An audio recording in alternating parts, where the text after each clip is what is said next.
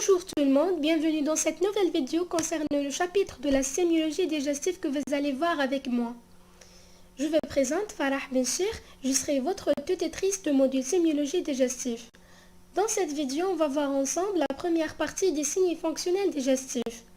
Commençons maintenant par le plan de cours. Voici le plan de cours, on va commencer par une petite introduction. Ensuite, on va voir ensemble les vomissements. On va expliquer le mécanisme physiopathologique et l'étude sémiologique. Les troubles de l'appétit, l'anorexie et la polyphagie.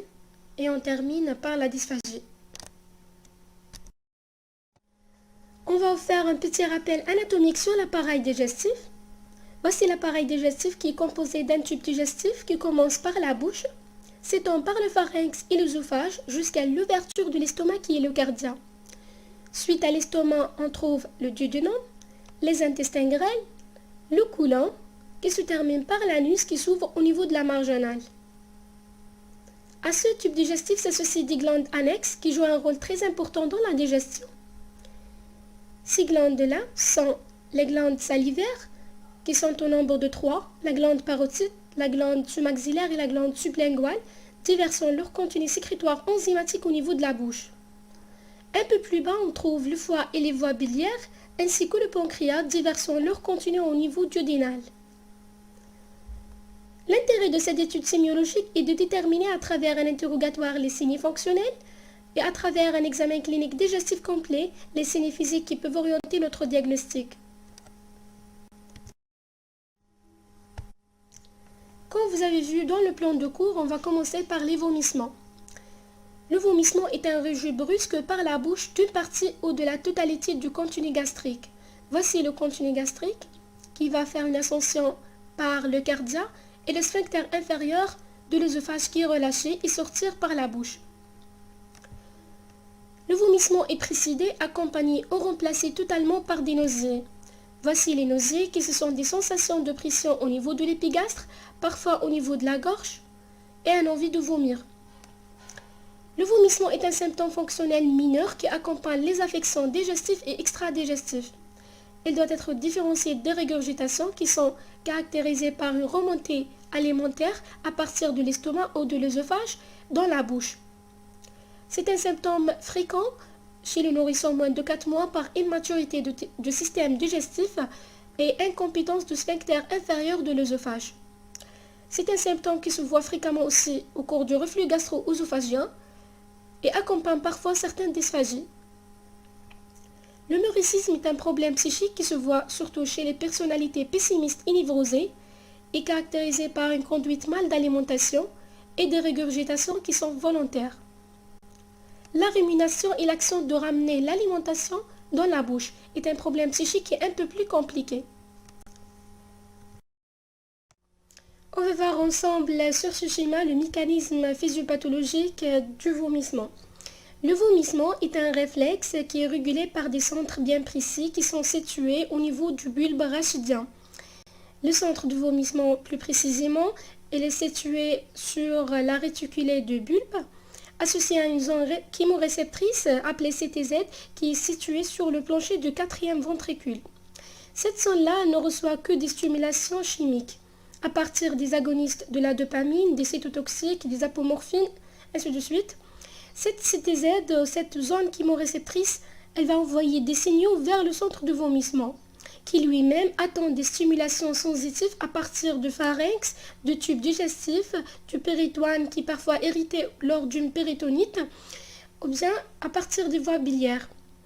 Parfois à partir des vaisseaux coronaires lors d'un œdème, à partir des testicules et à partir de l'appareil vestibulaire qui est déclenché par le mal de transport ou le mal de mer.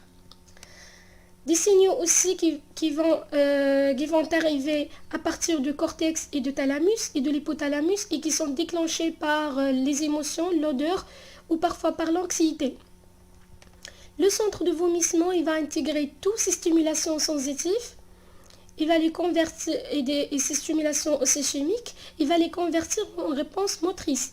Cette réponse motrice va se manifester en premier au niveau de la jonction duodéno-pylorique qui va se mettre en hypertonicité. Il y aura aussi un relâchement de fundus et du cardia, ainsi que du sphincter inférieur de l'œsophage, permettant un antipéristaltisme, veut dire une contraction rétrograde, du bas vers le haut, ce qui permet l'ascension du liquide gastrique.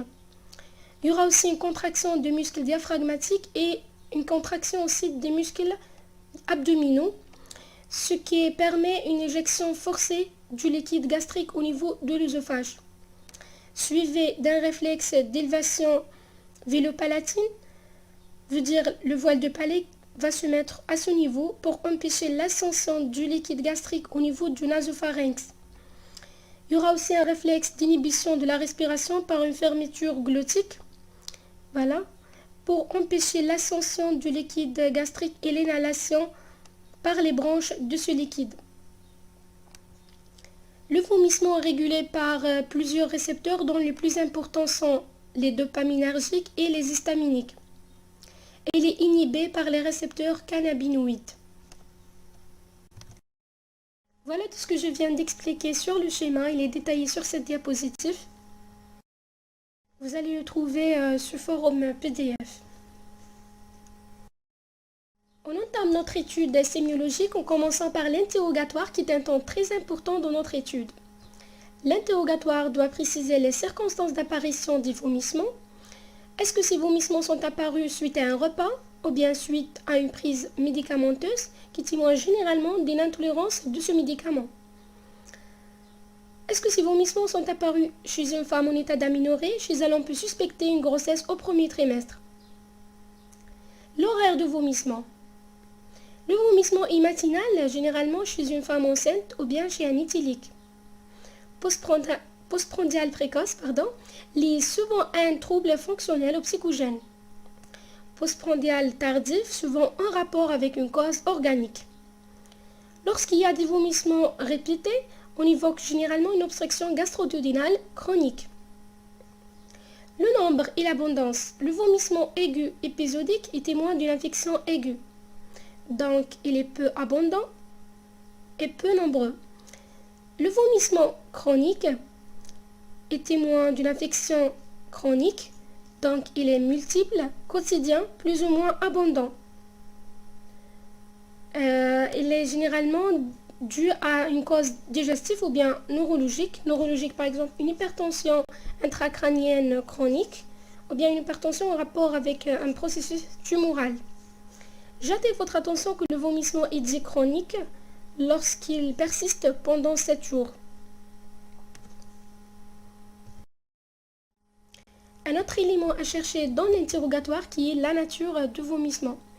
La nature du vomissement ou bien le contenu gastrique rejeté peut être alimentaire et donc on peut trouver des vomissements alimentaires précoces où les aliments sont peu fragmentés et qui n'ont pas duré longtemps dans l'estomac, ou bien des vomissements tardifs.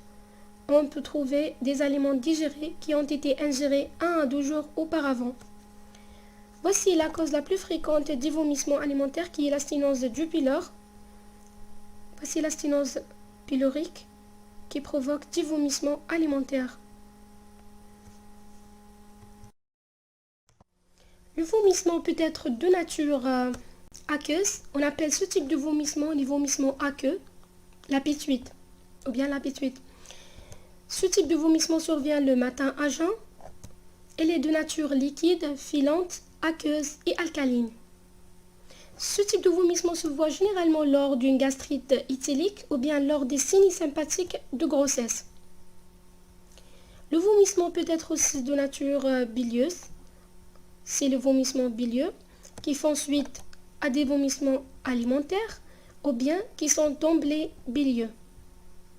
Voici la cause la plus fréquente des vomissements bilieux qui est l'atrisée duodénale. Voici un duodénum normal et voici un duodénum qui cite d'une atrisée. C'est une interruption de la continuité duodénale qui provoque des vomissements bilieux. Le vomissement peut être de nature hématique, on appelle ce type de vomissement hématémèse. On trouve du sang plus ou moins digéré avec des débris alimentaires. Les vomissements fécaloïdes sont très rares. Ils sont caractérisés par un rejet des matières fécales lors des occlusions intestinales aiguës très avancées. On peut aussi trouver des corps étrangers lors des vomissements. Cela se voit fréquemment lors d'une ascaridiose. On trouve les ascaries. Arrivons à notre examen clinique. L'examen clinique doit être complet. Il permettra d'apprécier le retentissement des vomissements sur l'état général du malade.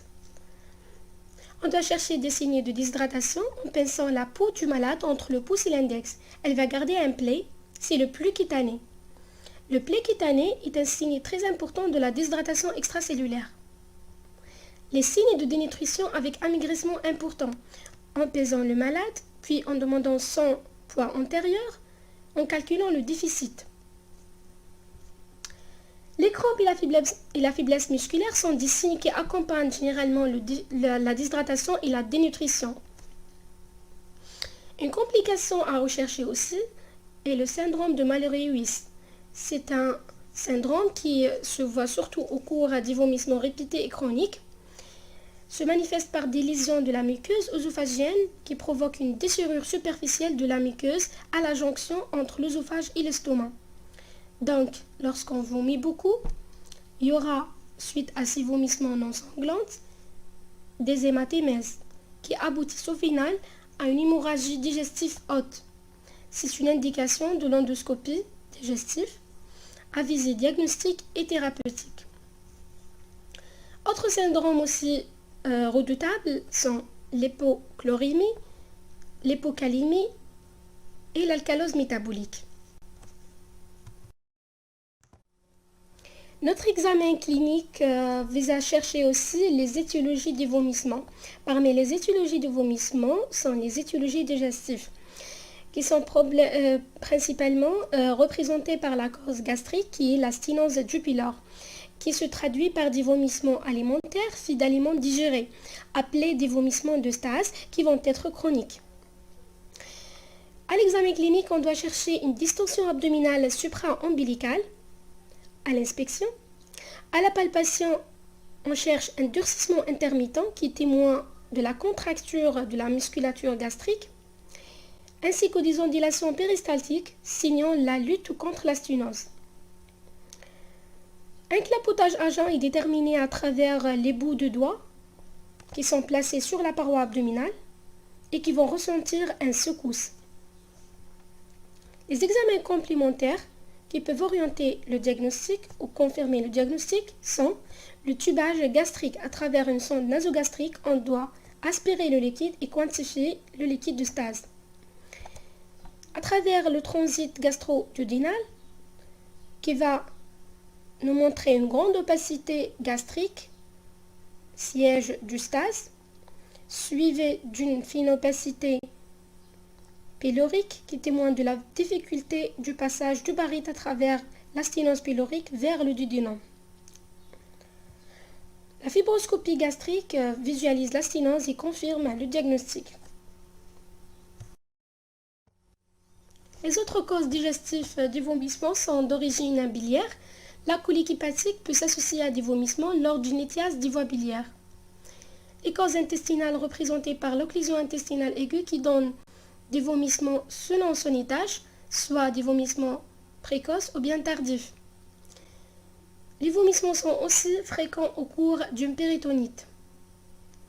Les causes extradigestives, neurologiques surtout, il s'agit des vomissements faciles dits en fusée ou bien en jet qui se voient au cours d'une hypertension intracrânienne par un processus tumoral ou bien un syndrome méningé. Voici un processus tumoral intracrânien qui provoque une hypertension intracrânienne, une dilatation des ventricules latéraux. Une cause gynécologique, c'est la grossesse au premier trimestre qui donne fréquemment des vomissements. Les autres causes cardiovasculaires représentées par l'infarctus du myocarde, respiratoire suite à une toux hématisante et quinteuse de la coqueluche, ORL suite à des vertiges, une intoxication médicamenteuse peut aussi donner des vomissements. Enfin, les vomissements peuvent être d'origine psychique. Arrivons donc à la deuxième partie de notre cours qui est les troubles de l'appétit. Commençons par l'anorexie. Anorexie est un mot grec qui signifie le manque de l'appétit. et donc par définition est un symptôme qui correspond à la diminution ou la perte totale de l'appétit. Donc elle est soit globale, intéressant tous les aliments, veut dire une restriction de toute alimentation, ou bien élective ne concerne que certains aliments. Cela se voit fréquemment au cours des maladies cancéreuses et certaines pathologies infectieuses, telles que la tuberculose et l'hépatite virale, entrant dans un syndrome associant une anorexie, une asthénie et un amaigrissement. Par exemple, chez les patients atteints de l'hépatite virale, on voit qu'ils ne supportent plus la viande et le tabac. On appelle ça une anorexie élective qui concerne la viande et le tabac. L'anorexie a deux types ou bien deux origines, à savoir l'anorexie mentale et l'anorexie organique. L'anorexie mentale est un trouble du comportement alimentaire, se voit surtout chez la jeune fille ou la femme. Maintenant, elle a commencé d'agresser même les très jeunes filles, donc à l'âge de 12 ans et 13 ans, parfois même à l'âge de 8 ans. Et déclenchée par un choc émotif, il s'accompagne d'un amaigrissement important. L'anorexie mentale commence par une mauvaise idée sur l'image corporelle et parfois une non-acceptation de cette image, ce qui va amener à une sensation importante du poids insoutenable. Il va provoquer une installation d'une restriction alimentaire, une obsession alimentaire. Cette idée va emprisonner la personne, ce qui va amener à une perte importante du poids. Ce problème psychique difficile nécessite une prise en charge par les médecins psychiatres et les psychologues. L'anorexie organique est un symptôme qui accompagne les maladies infectieuses, comme on a dit la tuberculose, et les affections digestives, surtout les ulcères gastro-duodénales et le cancer digestif. L'anorexie accompagne la plupart du cancer du corps humain et non pas seulement le cancer digestif. La deuxième partie du trouble de l'appétit, c'est la polyphagie. Donc, par définition, c'est une augmentation de l'appétit, une sensation de faim excessive par élévation de seuil de satiété.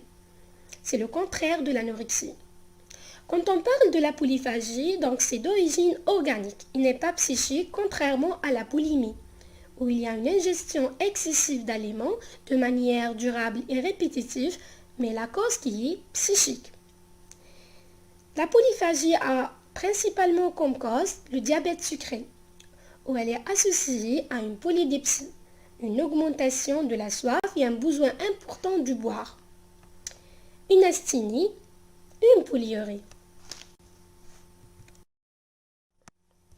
La polyphagie aussi se voit au cours de certaines obésités où les habitudes familiales vont influencer le comportement alimentaire de la personne. Se voit aussi au cours de l'hyperthyroïdie où elle est compensatoire. Compensatoire pourquoi? Vous savez qu'au cours de l'hyperthyroïdie, il y aura une synthèse importante des hormones thyroïdiennes, ce qui provoque un hypercatabolisme. Qui dit hypercatabolisme dit un manque de nutriments dans la cellule, ce qui va inciter les hormones orexogènes. Cette polyphagie s'associe à d'autres signes de l'hyperthyroïdie qui sont l'hypersudation, l'irritabilité, la nervosité et les diarrhées. Comment on diagnostique une polyphagie? On peut diagnostiquer une polyphagie à partir d'un interrogatoire détaillé avec le malade où on va chercher les autres symptômes associés à cette polyphagie. La date d'apparition de cette polyphagie et le régime emprunté par le malade, les antécédents médicaux, familiaux et personnels. Après la collection de ces renseignements, on pourrait déterminer la cause de la polyphagie. Parfois, on a besoin des analyses sanguines afin d'éliminer toute cause soupçonnée. Par exemple, on a besoin des tests sanguins pour chercher un diabète, ou bien des tests de la fonction thyroïdienne afin de chercher une hyperthyroïdie. On y est arrivé à un symptôme très important de la sémiologie digestive qui est la dysphagie. La dysphagie est une sensation de gêne à la déglutition, veut dire la progression du bol alimentaire de la bouche vers l'estomac. Elle peut aller de la simple gêne vers l'aphagie qui est l'impossibilité totale d'avaler. C'est un symptôme fonctionnel fréquent qui traduit une lésion organique, cancéreuse surtout, ou bien fonctionnel, c'est un trouble moteur de l'œsophage ou la musculature œsophagienne qui est atteinte, ou bien une compression extrinsèque extradigestive. La dysphagie peut être d'origine pharyngée, œsophagienne ou gastrique. Pour que vous puissiez bien comprendre le phénomène de la dysphagie, je vous laisse avec un rappel de la physiologie de la déglutition. La déglutition est l'action de transporter la salive, les solides, les liquides de la bouche à l'estomac en toute sécurité pour les voies respiratoires. C'est un mécanisme complexe, elle nécessite la coordination de la bouche, du pharynx, du larynx et de l'œsophage. 31 muscles sont impliqués en une seconde. La déglutition se déroule en 3 temps. La phase orale. Une fois en bouche, les aliments vont stimuler les différentes sensibilités et les organes du goût, tout en étant mastiqués et enrobés de salive pour former le bol alimentaire. Une fois la portion prête à être avalée, la langue va propulser le bol vers le pharynx. La phase laryngopharyngée. L'arrivée du bol alimentaire dans la gorge déclenche le réflexe de déglutition. Les cordes vocales se contractent, ferment la glotte et l'épiglotte poussée par le bol alimentaire bascule sur la glotte pour fermer le larynx et protéger les voies respiratoires. Le bol alimentaire passe alors du fond de la gorge à l'œsophage. La phase œsophagienne est caractérisée par le passage du bol alimentaire, du pharynx à l'œsophage grâce à la relaxation du SOS et de l'œsophage à l'estomac grâce au sphincter œsophagien inférieur. On a dit que la dysphagie a plusieurs origines, à savoir pharyngée, œsophagienne et gastrique. La dysphagie oropharyngée est caractérisée par une difficulté à initier la déglutition et une difficulté à propulser le bol alimentaire dans l'œsophage. Le patient donc localise sa gêne au niveau de la région cervicale.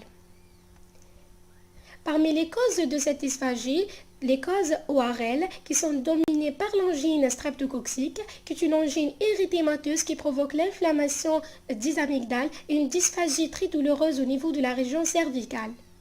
Cette dysphagie ne dure pas longtemps, elle est de durée maximale de 2 à 3 jours. La dysphagie œsophagienne, par contre, est une association de blocage ou de gêne à la progression alimentaire localisée au niveau rétrosternal. On distingue, selon le mécanisme en cause, la dysphagie mécanique, qui est provoquée par un obstacle mécanique, et la dysphagie fonctionnelle, où la fonction de progression du bol alimentaire est altérée. La dysphagie gastrique est due généralement à une anomalie du cardia ou de la grosse tuberosité. Dans cette étude sémiologique, on doit déterminer les mécanismes en cause de la dysphagie œsophagienne qui sont au nombre de 2.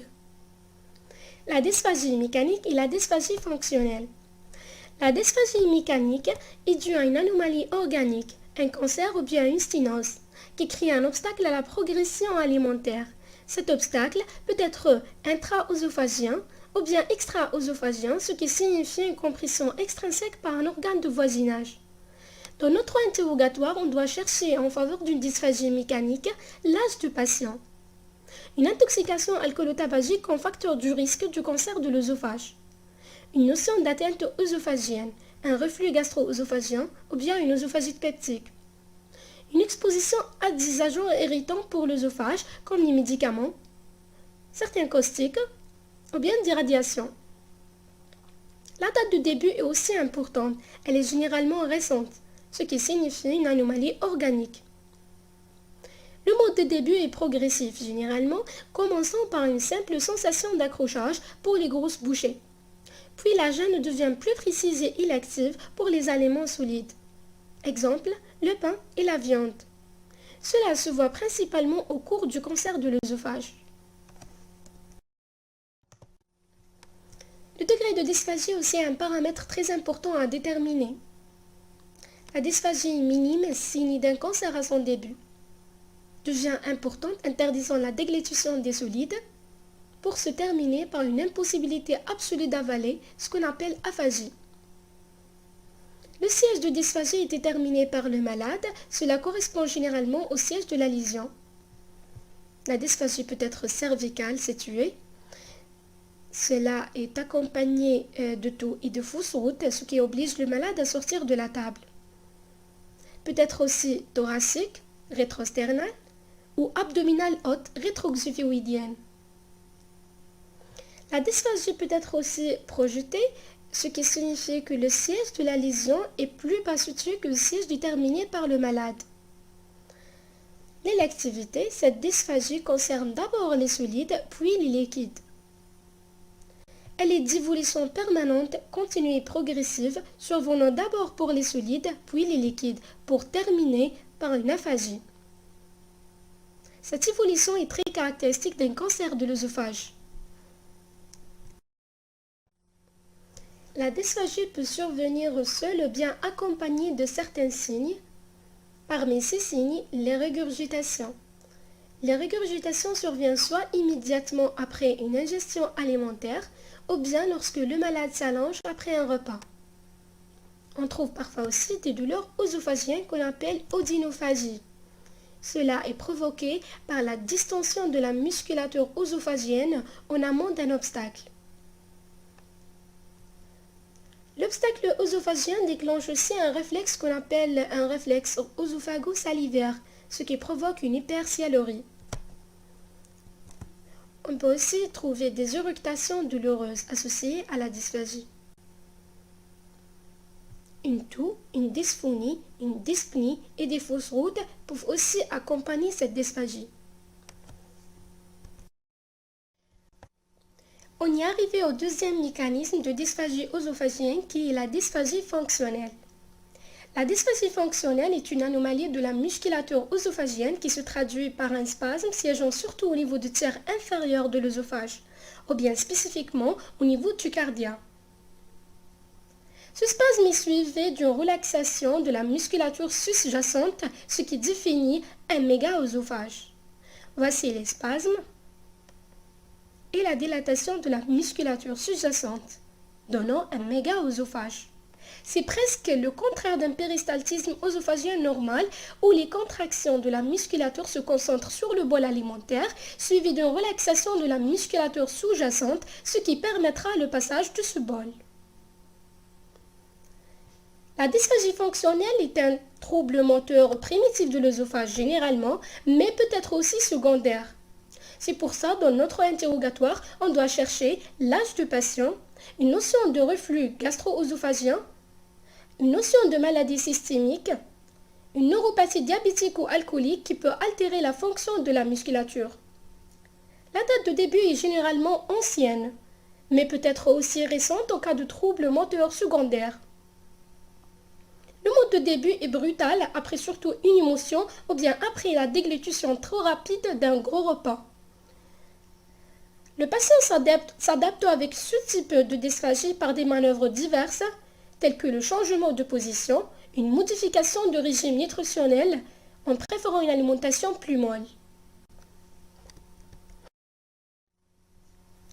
La dysphagie fonctionnelle intéresse beaucoup plus les liquides plus que les solides, ce qui la rend longtemps tolérée par l'organisme, car elle ne provoque presque jamais d'amaigrissement. On appelle ce type de dysphagie une dysphagie paradoxale. La dysphagie fonctionnelle est d'évolution intermittente et capricieuse, au contraire de la dysphagie mécanique qui est progressive et continue.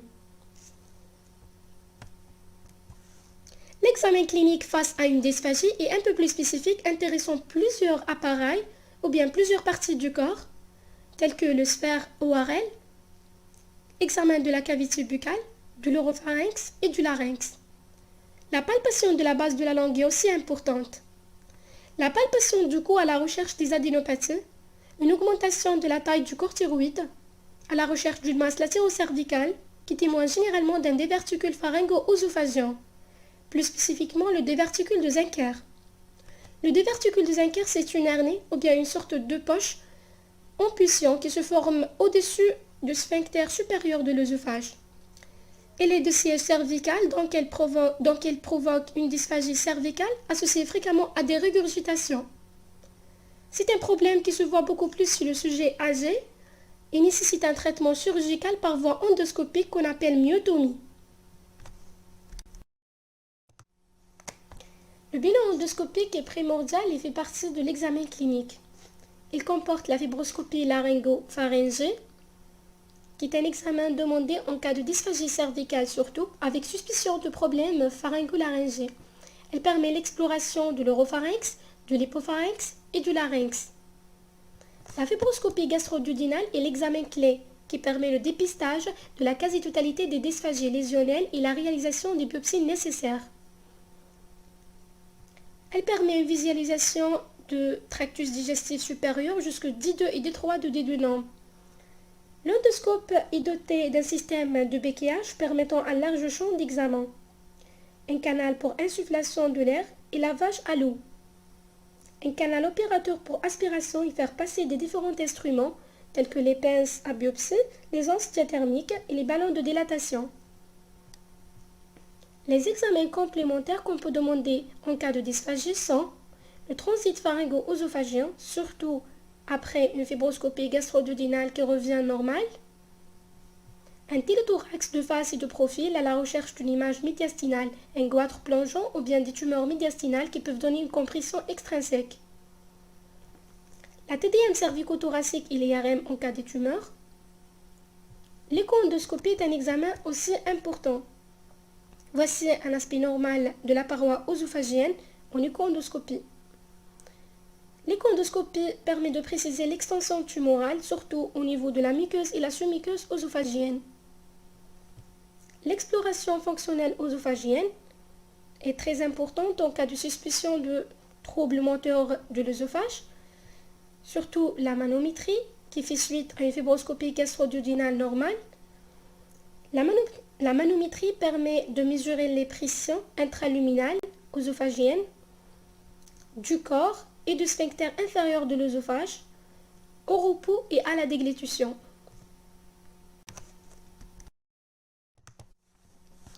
On est arrivé à la dernière partie de cette étude sémiologique qui regroupe les causes de dysphagie œsophagienne. Donc, on divise les causes de dysphagie en causes de dysphagie œsophagienne mécanique et les causes de dysphagie œsophagienne fonctionnelle. Commençons par la dysphagie œsophagienne mécanique. Les principales causes sont la compression extrinsèque cervicale par un cancer de la thyroïde ou un goitre plongeant. Voici cette image qui montre un goitre plongeant qui vient comprimer et l'œsophage et la trachée. Voilà la compression de la trachée qui est plus nette sur l'image. La compression aussi peut être thoracique par une hypertrophie du ventricule gauche chez un cardiopathe ou bien un valvulopathe, par un gros vaisseau ou bien une tumeur médiastinale. Le cancer de l'œsophage ou du cardia aussi est une cause très importante de dysphagie mécanique, associant une dysphagie avec anorexie, amaigrissement et asthénie. Voici cette tumeur qui vient clôturer la lumière œsophagienne. Les rétrécissements cicatriciels qui sont la conséquence d'une ingestion de caustique peut être aussi la cause d'une dysphagie mécanique. L'hernie hiatale compliquée d'une œsophagite peptique. Voici l'hernie hiatale. Vous savez, l'hernie hiatale est définie par le passage d'une partie de l'estomac, ou bien plus spécifiquement une partie de la grande courbure de l'estomac au-dessus du diaphragme à travers l'hiatus œsophagien. Cette hernie va provoquer un reflux gastro-œsophagien. Ce reflux est à l'origine d'une ulcération à fond blanchâtre, ou bien plusieurs ulcérations à fond blanchâtre, qui donnent l'œsophagite peptique. Cette œsophagite peptique est la cause de cette dysphagie mécanique. Les corps étrangers intra-œsophagiens aussi peuvent entraîner une dysphagie mécanique. Voici maintenant les causes de dysphagie œsophagienne fonctionnelle, qui sont l'achalasie du cardia ou le mégaœsophage idiopathique. L'achalasie signifie étymologiquement l'absence d'ouverture du sphincter. Donc il s'agit d'un trouble moteur primitif de l'œsophage de cause inconnue qui est défini par l'absence complète de péristaltisme dans le corps de l'œsophage, associé à une relaxation absente ou incomplète du sphincter inférieur de l'œsophage lors de la déglutition. avec hypertonie de repos de SEO. Voici une image de mégaœsophage idiopathique. Voici aussi l'aspect manométrique de la chalasie qui montre une hypertonie de sphincter inférieur de l'œsophage au repos et une absence de relaxation lors de la déglutition. La maladie des spasmes diffus de l'œsophage, on enregistre des ondes non propagées amples au niveau du corps de l'œsophage par le manomètre. L'œsophage casse-noisette se caractérise par des ondes péristaltiques anormales prolongées de très grande amplitude prédominant dans la partie distale de l'œsophage. Ce cours est développé à partir des sources suivantes. On se rencontre Inch'Allah dans la prochaine vidéo. Je vous souhaite un bon courage. Merci.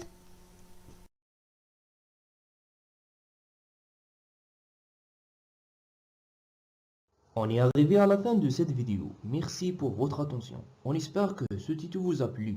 Si c'est le cas, n'hésitez pas de s'abonner.